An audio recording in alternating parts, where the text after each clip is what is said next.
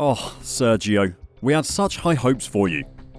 Perez had an absolute howler of a weekend in Monaco, and questions are now being asked of his title credentials. He was always going to be an outside contender, but the mistakes he made in Monaco showed why he shouldn't be considered a challenger to Max Verstappen's title aspirations. Today, we'll talk about just how bad Sergio Perez's race weekend was. Then, we'll consider whether he can take the fight to Max anymore, or if his title challenge is really over. Let's get started. Sergio Perez was favourite to challenge Max Verstappen to a race win in Monaco last weekend. While other teams were expected to be closer to Red Bull on a track that didn't let the RB19 show its true class, the front row was always likely to be filled with Red Bulls. Checo's title as the king of street circuits has always been a bit of a stretch. Yes, he wins more on races at street circuits than elsewhere, but a sample size of 5 of his 6 race wins coming at street circuits during his Formula 1 career isn't really enough to earn him such an accolade. His win in Monaco last year, for example, was gifted to him by the Ferrari team. Nonetheless, he's definitely closer to Verstappen at street circuits than traditional circuits. He beat Verstappen in first practice by just over 0.2 of a second, but was then 0.5 slower in second practice and 6.6 slower in third practice. Nothing is won in practice sessions though, and going into qualifying, he was definitely favourite to contest for pole position. That was until 6.5 minutes into Q1 on Saturday afternoon. Beginning a flying lap that was pretty low pressure considering there were 11.5 minutes left in the session, Perez went into turn 1 with far too much speed. He lost the rear end of the car, slid at speed into the Tech Pro barrier and completely wrecked his RB19. Straight away, you could see the side pod was destroyed, as was the front wing and the rear suspension. It was an awful mistake to make, when he could have driven conservatively and easily made his way into Q2, and he knew it. Unbelievable day. I cannot believe what I've done, Perez said of the costly incident. It just caught me by surprise, just getting that rear out of shape, especially really late into the corner. It's the way of how we were trying to get the lap time out of it, but I just went over the limit and I became a passenger. There was nothing else I could do, because I was really late in the corner, and I could not cut the corner or go out of the corner. To make matters worse for Perez, the closeness of the grid and the rapid track progression dropped the Mexican's first flying lap down to last, meaning he faced the almost impossible task of salvaging a points finish on the narrow streets of the Principality. Yeah, it came around as a big surprise, Perez replied when asked if he was surprised that his banker lap left him last on the charts.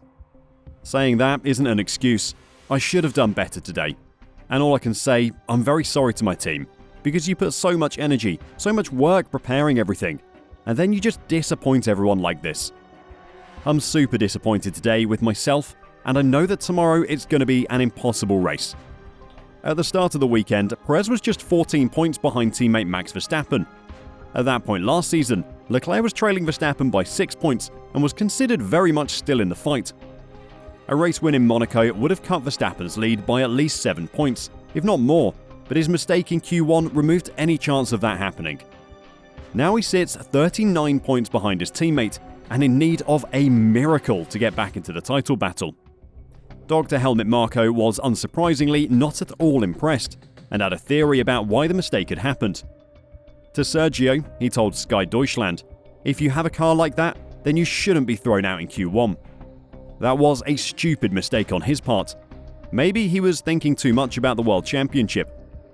Red Bull team boss Christian Horner tried to find a reason for his driver's costly shunt, saying perhaps he was distracted by traffic.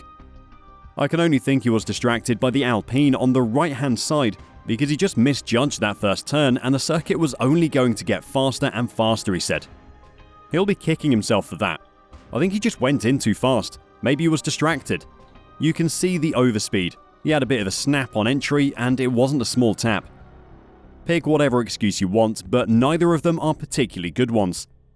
The mistake was completely unforgivable, no matter how you look at it. Although I'm not convinced he had a chance of challenging Max in Monaco anyway. The last few minutes of Q3 were absolutely nail-biting, and it took one of the best ever qualifying laps from Max Verstappen to take pole position away from Fernando Alonso. Considering the level that those two were driving at, I don't think Perez had a chance at the front row, never mind pole. Checo's race wasn't any better than his qualifying was either. His desperation to get into the points and to try and reduce the damage done to his title aspirations made him look erratic and dangerous on track. He banged wheels with Lance Stroll at the Nouvelle Chicane midway through the race, going straight on instead of around the corner to take position off the Aston Martin driver. He then blocked Lance off as a Canadian tried to retake the position that Sergio had taken illegally and complained to the team about being pushed off.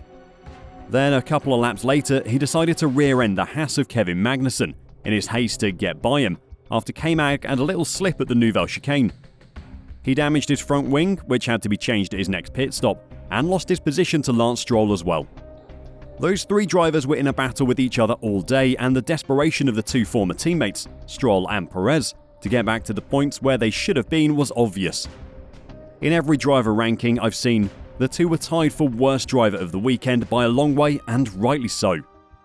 In the end, as the rain began to fall, Perez was just used as a dummy for tyre changes, allowing the team to make perfectly timed pit stops for Max Verstappen, helping him secure a race win. His qualifying mistake meant he had almost no chance of a points finish in Monaco, but his performance during the race guaranteed it, and his lack of cool proved to many people why he won't challenge Max for a title this year. The difference between the two drivers was probably most evident in the last laps of qualifying.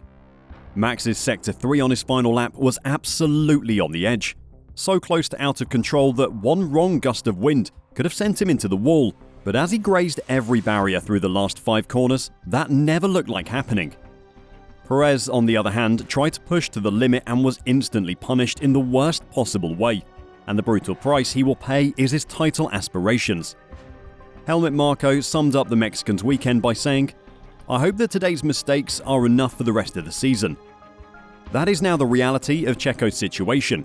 He cannot make another mistake this season. Verstappen will outdrive him more often than not. All Sergio can do is hope that his teammates' machine-like consistency encounters a glitch in its programming. A mechanical failure here? Perhaps an incident caused by another driver elsewhere? Maybe he could even hope for an incredibly unlikely driver error from the point-printing machine known as Max. But while he waits, he can't afford another 0-point finish. I would go as far as to say that he can't even finish outside of the top 2 for the rest of the season. And even then, he'd have to hope for something to go seriously wrong for Verstappen at multiple races. Perez is well aware of the uphill battle he now faces. "I think we've paid the price for my mistake in qualifying," Perez told reporters. "That's been very costly. I just have to apologise to my whole team. It is unacceptable to have this kind of mistake. I just have to move on, learn from it, and I cannot afford another 0 in the championship." There are still 16 races left in the season. That is a long way to go without making a mistake, but that's just what you have to do to be a title contender in Formula 1 at the moment. Perez knows that Max will be almost flawless, and with the chasing pack closing the gap to Red Bull with each upgrade, he cannot afford to make a single mistake. Now is the time to prove he's capable of being a world champion. Otherwise, he's going to be playing wingman to Max for the rest of the season. What did you think of Checo's weekend in Monaco? Let me know your thoughts in the comments down below, and until next time, drive safe and bye for now.